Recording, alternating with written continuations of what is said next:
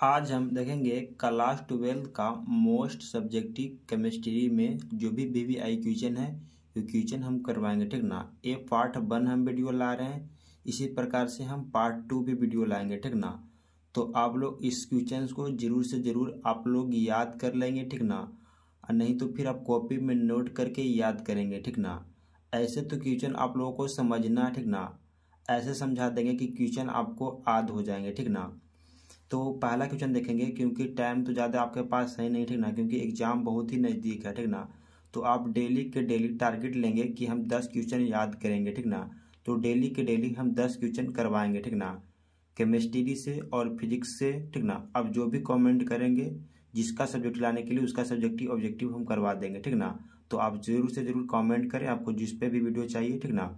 अगर आप लोग चैनल पर नए होंगे तो चैनल को सब्सक्राइब कर लेंगे, ठीक है। तो पहला क्वेश्चन देखते हैं जो कि एग्जाम के डिस्ट्रिक्ट से बहुत ही इंपॉर्टेंट क्वेश्चन है कि वर्जन क्या है, ठीक ना। वर्जन क्या है तो आपको उत्तर में देना है कि वह प्रक्रिया, ठीक ना, क्या तो वह प्रक्रिया जिसमें सांद्रित अयस्कों को, क्या वह प्रक्रिया, ठीक ना, जिसमें सांद्रिक अयस्कों को किसकी उपस्थिति में, तो वायु के उपस्थिति में गर्म किया जाता है, ठीक ना। वायु की स्थिति में क्या किया जाता है तो गर्म किया जाता है, ठीक ना। जिससे जल वाष्प के रूप में, क्या जिससे जल वाष्प के रूप में बाहर निकल जाता है, ठीक ना। जिससे जल वाष्प के रूप में बाहर निकल जाता है, ठीक ना, उसी को क्या कहते हैं तो हम भर्जन कहलाता है, ठीक ना, या भर्जन कहते हैं, ठीक ना। इतना लिखेंगे, आपको 2 मार्क्स केमिस्ट्री में कोई नहीं काटेगा, ठीक ना। लेकिन बट आपको साफ साफ लिखना है, ठीक ना, राइटिंग बैठा कर, और यहाँ पे लिख देना है उत्तर, ठीक ना। इस प्रकार से लिखना है, ठीक ना, कि एग्जामिनर 1 नंबर भी नहीं काटे, ठीक ना। तो आपको इस प्रकार से लिखना है। क्वेश्चन को एक बार और हम पढ़ देते हैं कि वर्जन क्या है। क्वेश्चन पूछा गया है कि वर्जन किसे कहते हैं, तो भी लिखना है वर्जन क्या है, या कि वर्जन का अर्थ बताइए, तो इस सब में लिख देना, ठीक ना। अगर वर्जन से जितने भी रिलेटिव रहेंगे तो पहला क्या पूछा रहा है कि वर्जन क्या है, तो वह प्रक्रिया जिसमें सांद्रित अयस्कों को वायु की उपस्थिति में, क्या तो उपस्थिति में गर्म किया जाता है, जिससे जल वाष्प के रूप में बाहर निकल जाता है, उसी को क्या कहते हैं तो भर्जन कहलाता है, ठीक ना। अगला क्वेश्चन देखेंगे, क्वेश्चन नंबर 2 देखेंगे। ये सब क्वेश्चन एग्जाम के ड्यूटी से बहुत ही इंपॉर्टेंट क्वेश्चन है, ठीक ना। तो आप लोग इसे जरूर से जरूर याद करने की कोशिश करेंगे, ठीक ना। कोशिश नहीं, याद कर लेंगे आप लोग, ठीक है। दूसरा है कि निष्स्थापन क्या है, निष्स्थापन क्या है, ठीक ना। तो आपको आंसर में लिखना है वह प्रक्रिया जिसमें सांद्रिक अयस्कों को वायु के कौची में तो अनुपस्थिति में, ठीक ना। यहाँ पर क्या है तो उपस्थिति में, और यहाँ पे अनुपस्थिति में गर्म किया जाता है, ठीक ना, गर्म किया जाता है, जिससे धातु का ऑक्साइड प्राप्त होता है। जिससे क्या प्राप्त होता है तो धातु का ऑक्साइड प्राप्त होता है, ठीक ना। उसी को क्या कहते हैं तो निष्स्थापन कहलाता है, निष्स्थापन कहलाता है, निष्स्थापन कहलाता है, ठीक ना। क्वेश्चन को एक बार और हम पढ़ेंगे कि निष्स्थापन क्या है, तो वह प्रक्रिया, ठीक ना, पहले इतना दूर याद करना है कि वह प्रक्रिया जिसमें सांद्रिक अयस्कों को, जिसमें क्या तो सांद्रिक अयस्कों को किसकी उपस्थिति में तो वायु की अनुपस्थिति में गर्म किया जाता है। निष्स्थापन में अनुपस्थिति में, और ये भर्जन में तो उपस्थिति में हो जाएगा, ठीक ना। तो निष्स्थापन का है तो क्या बोलेंगे अनुपस्थिति में गर्म किया जाता है, ठीक ना, गर्म किया जाता है, तो क्या तो जिससे धातु का ऑक्साइड प्राप्त होता है। तो गर्म करते हैं तो क्या प्राप्त होता है धातु का क्या होता है तो ऑक्साइड प्राप्त होता है, ठीक ना, प्राप्त होता है, उसी को क्या कहते हैं तो निष्स्थापन कहलाता है। क्या कहलाता है तो निष्स्थापन कहलाता है, उसी को क्या कहते हैं निष्स्थापन कहलाता है। क्वेश्चन नंबर देखेंगे 3 जो कि मोस्ट इंपॉर्टेंट क्वेश्चन है, ठीक ना। ये सभी क्वेश्चन एग्जाम के दृष्टि से बहुत ही इंपॉर्टेंट क्वेश्चन है, तो आप लोग इसे जरूर से जरूर याद कर लेंगे, ठीक ना। क्वेश्चन क्या है कि H2O तरल है, H2O क्या है तो तरल है, और जबकि H2S गैस है, क्यों।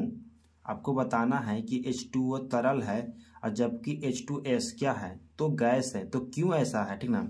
तो आपको बताना है कि H2O में हाइड्रोजन और हाइड्रोजन क्या तो सिंगल बॉन्ड, हाइड्रोजन जो बॉन्ड बनाता है क्या बनाता है सिंगल बॉन्ड बनाता है, यानी परबल बॉन्ड बनाता है, ठीक ना, परबल बॉन्ड यानी मजबूत बॉन्ड बनाता है, ठीक ना।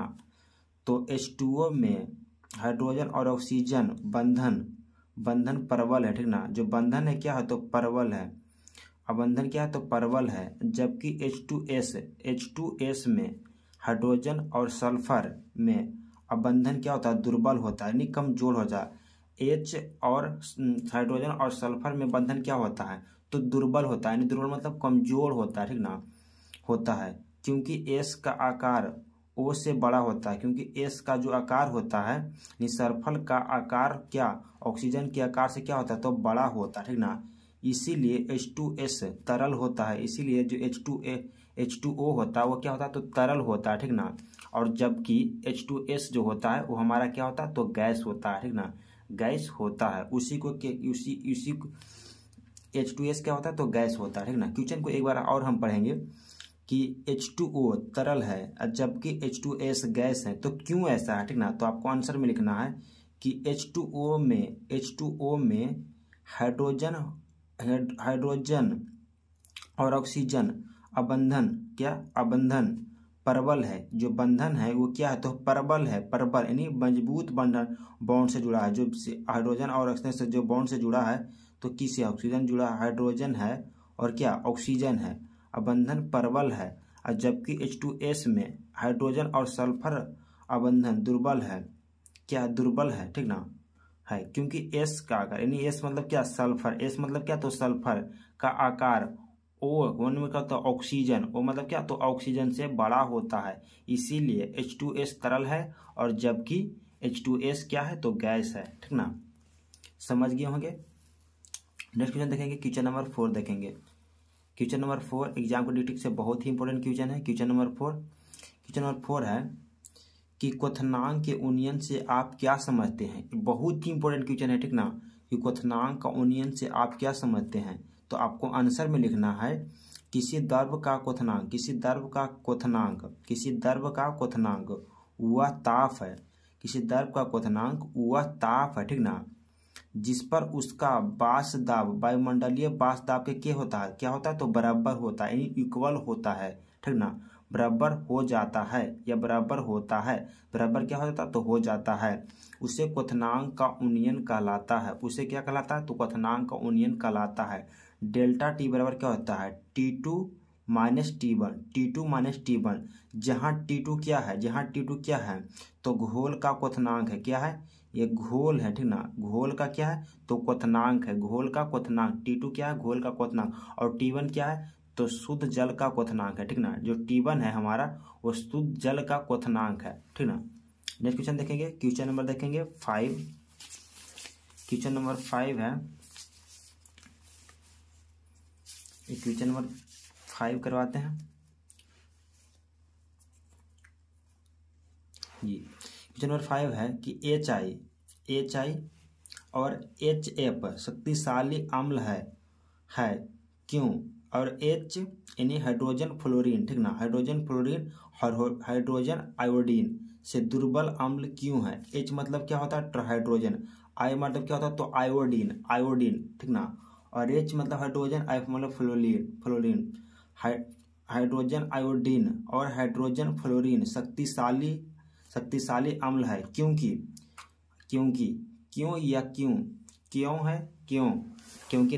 क्यों, और या हाइड्रोजन फ्लोरीन और हाइड्रोजन आयोडीन दुर्बल अम्ल है क्यों। तो आपको आंसर में देना है, आपको आंसर में क्या देना है कि हाइड्रोजन आयोडीन अम्लीय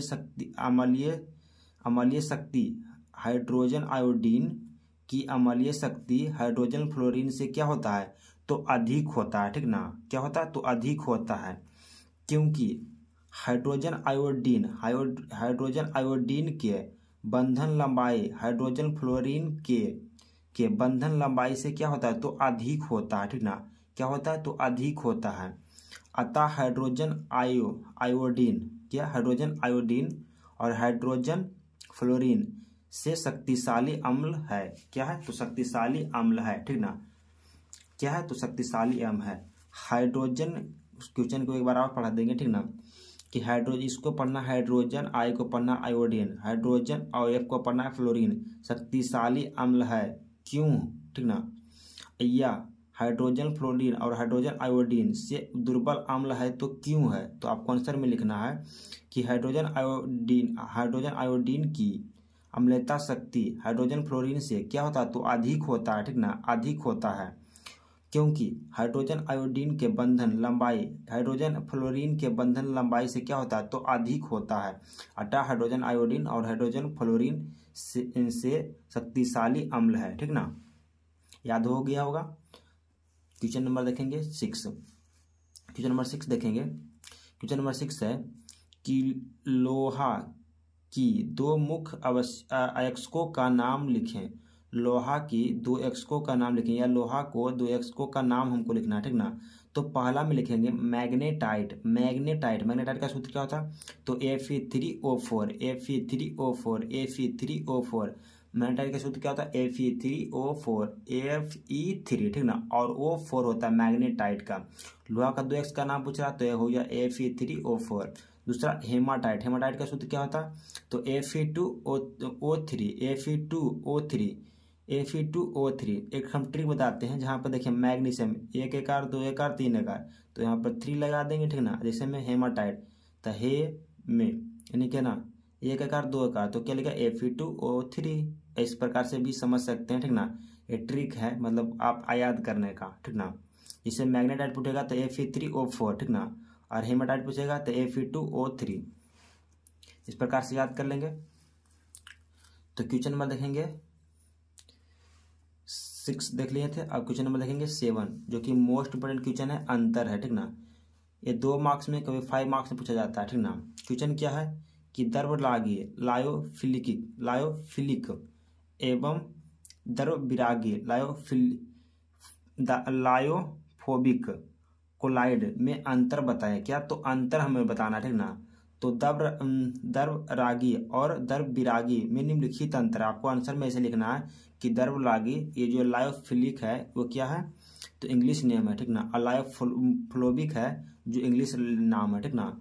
तो आपको आंसर में लिखना है कि द्रवरागी और द्रवविरागी में निम्नलिखित अंतर है। तो आपको पहला में लिखना है द्रवरागी, ठीक ना। द्रवरागी में लिखना है, एक पट्टी देना है इधर, ठीक ना, एक पॉइंट इधर भी देना है। तो इसमें लिखना है द्रवरागी में कि इसमें बड़े बड़े अणु इसमें बड़े बड़े अणु कणों के रूप में रहता है। इसमें बड़े बड़े अणु है जो कणों के रूप में रहता है, ठीक ना।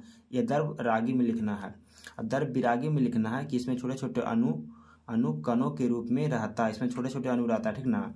द्रवविरागी में छोटे छोटे कौन रहते हैं, अणु कणों के रूप में रहता है, ठीक ना। दूसरा पॉइंट में लिखना है यह अधिक अस्थायी होता है। यह क्या होता है, तो अधिक अस्थायी होता है।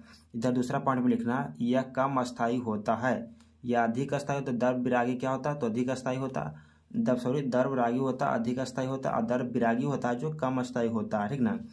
और द्रवरागी में देखेंगे, क्या देखेंगे द्रवरागी में कि इस पर आवेश की मात्रा शून्य होता है। द्रवविरागी में इस पर आवेश की जो मात्रा होती है वो शून्य होती है, ठीक ना, द्रवरागी में। और द्रवविरागी में देखेंगे कि इस पर आवेश की मात्रा धनात्मक तथा ऋणात्मक होता है, धनात्मक तथा ऋणात्मक होता है। द्रवविरागी में जो आवेश की मात्रा होती है धनात्मक और ऋणात्मक होता है। नेक्स्ट क्वेश्चन देखेंगे, क्वेश्चन नंबर 8 देखेंगे। क्वेश्चन नंबर 8 जो कि मोस्ट इंपोर्टेंट क्वेश्चन है, आरएनए एवं डीएनए में अंतर बताएं। आरएनए और डीएनए में अंतर बताने के लिए कह रहा है, ठीक ना। तो आपको आंसर में लिखना है कि आरएनए और डीएनए में निम्नलिखित अंतर है, ठीक ना। इतना आपको लिखना जरूरी है, ठीक ना। इतना लिखेंगे तो फुल मार्क्स मिलेगा, ठीक ना। लिखेंगे आरएनए और डीएनए में निम्नलिखित अंतर है, तो एक पढ़ी देंगे आरएनए, दूसरा में लिखेंगे डीएनए। तो पहले आरएनए में लिखेंगे क्या एक कुंडलित होता है, यह क्या होता है, तो एक कुंडलित होता है। इसमें लिखने के डीएनए में यह डू कुंडलित होता है, ठीक ना। डीएनए में डू कुंडलित होता है। इधर दूसरा पॉइंट में लिखेंगे आरएनए में लिखेंगे आरएनए कोशिका द्रव में पाया जाता है। आरएनए कोशिका द्रव में क्या होता है, तो पाया जाता है, ठीक ना। और डीएनए में अणुसूत्रों में पाया जाता है, अणुसूत्रों में पाया जाता है। तीसरा में लिखेंगे आरएनए में कि यह अनुवांशिक पदार्थ नहीं होता है। यह अनुवांशिक पदार्थ नहीं होता है, अनुवांशिक पदार्थ नहीं होता है। यह क्या, इसमें क्या लिखना है, डीएनए में यह अनुवांशिक पदार्थ होता है। क्या होता है, तो अनुवांशिक पदार्थ होता है। याद हो गया। क्वेश्चन नंबर 9 देखेंगे। ये भी मोस्ट इंपोर्टेंट क्वेश्चन है एग्जाम के ड्यूटी से, जो भी क्वेश्चन है बहुत ही इंपॉर्टेंट क्वेश्चन है। क्वेश्चन क्या है कि मोलरता एवं मोललता में अंतर बताएं, मोलरता एवं मोललता में अंतर बताएं, ठीक ना। तो आपको अंतर लिखना है, पहले तो लिखना है जिस प्रकार से लिखे थे आरएनए डीएनए में निम्नलिखित अंतर, उसी पर लिखना है कि मोलरता और मोललता में निम्नलिखित अंतर है, मोललता में निम्नलिखित अंतर है। तो पहला देना है क्या, तो मोलरता, दूसरा में देना है क्या, तो मोललता, ठीक ना। तो मोलरता में लिखना है कि 1 लीटर बिलियन में घुले बिले की कुल संख्या को मोलरता कहते हैं। क्या कहते हैं, तो मोलरता कहते हैं, ठीक ना। और केजी यानी केजी में क्या होता है, तो मोललता। तो इसमें लिखना है, मोललता में लिखना है कि 1 केजी बिलियन में घुले बिले की मोलों की संख्या को क्या कहते हैं, तो मोललता कहते हैं, ठीक ना। तो तला के कहते हैं मोललता। और इसमें लिखना है, मोलरता में लिखना है पॉइंट नंबर 2 में, मोलरता ताप पर निर्भर करता है। जो मोलरता है वो ताप पर निर्भर करता है, और मोललता है जो ताप पर निर्भर नहीं करता है, ठीक ना। मोललता जो तुतरावा है वो ताप पर निर्भर नहीं करता है, ठीक है। तीसरा है कि इसका SI मात्रक मोल प्रति लीटर होता है, मोल प्रति लीटर होता है। तुतरावा का मोल प्रति केजी होता है, ठीक ना। तुतरावा का क्या होता है, तो मोल प्रति केजी होता है, यानी मोललता का क्या होता है, तो मोल प्रति केजी होता है। क्वेश्चन नंबर देखेंगे 10 और लास्ट क्वेश्चन रहेगा आज का, तो इसका फिर पार्ट नंबर 2 देखेंगे वीडियो, ठीक ना। पार्ट 2 में करवाएंगे। इससे पहले हम डेली 10 क्वेश्चन लाएंगे, जिसको आप लोग 100% आपको याद करके रहना है, ठीक ना। याद हो जाएगा तो कमेंट में लिखना है कि हमें सर याद हो गया, ठीक ना। तो आप कमेंट में लिखेंगे, ठीक ना। अगर याद नहीं होगा तो वीडियो देखने से कोई फायदा नहीं है, ठीक ना। आप इसे 2 से 3 बार देखेंगे तो आपको याद हो जाएंगे, ठीक ना। आपको वीडियो के अगर मोबाइल में लेना है तो स्क्रीनशॉट मार के इसको याद कर लेना, ठीक ना। एग्जाम के ड्यूटी से बहुत ही इंपॉर्टेंट क्वेश्चन रहेगा, एग्जाम देने के बाद आकर मिला सकते हैं क्वेश्चन को, ठीक ना। जो भी क्वेश्चन करवा रहे हैं एग्जाम में पूछा गया है, ठीक ना, और पूछे जाने की बहुत ही संभावना है, तो इसीलिए हम करवा रहे हैं। क्वेश्चन क्या है कि अभिक्रियाओं पर ताप का क्या प्रभाव पड़ता है। जो अभिक्रियाएं है, ठीक ना, उस पर ताप का क्या प्रभाव पड़ता है। तो आपको लिखना है ताप जितना ही अधिक रहता है, क्या ताप जितना ही अधिक रहता है अभिकारकों के बीच अभिक्रिया उतना ही तेजी से होता है, ठीक ना। अभिक्रियाओं पर ताप का क्या प्रभाव पड़ता है, तो आपको आंसर में लिखना है ताप जितना ही अधिक रहता है, ठीक ना, अभिकारकों के बीच अभिक्रिया उतना ही तेजी से होता है। क्या होता है, तो अभिक्रिया जो होता है उतना ही तेजी से होता है। अगर हम बढ़ा देते हैं, यदि 10 डिग्री ताप हम बढ़ाते हैं, बढ़ाने पर अभिक्रिया का वेग कितना हो जाता है, दुगना होता है। अगर हम अभिक्रिया के वेग 2 बढ़ाएंगे तो यहाँ पर तो क्या हो जाएगा, 4 हो जाएगा, ठीक ना। अभिक्रिया का जो वेग हो जाएगा क्या हो जाएगा, दुगना हो जाएगा। 2 बढ़ाएंगे तो इधर 4 हो जाएगा, ठीक ना। 10 डिग्री बढ़ाएंगे तो इधर 20 डिग्री हो जाएगा, नहीं दुगना हो जाएगा, ठीक ना। तो आप लोग क्वेश्चन को समझ गए होंगे, ठीक ना। तो मिलते हैं अब नेक्स्ट वीडियो में, ठीक ना। अगर चैनल पर नए होंगे तो चैनल को सब्सक्राइब कर लेंगे। मिलते हैं नेक्स्ट वीडियो में, तब तक के लिए जय हिंद, जय भारत।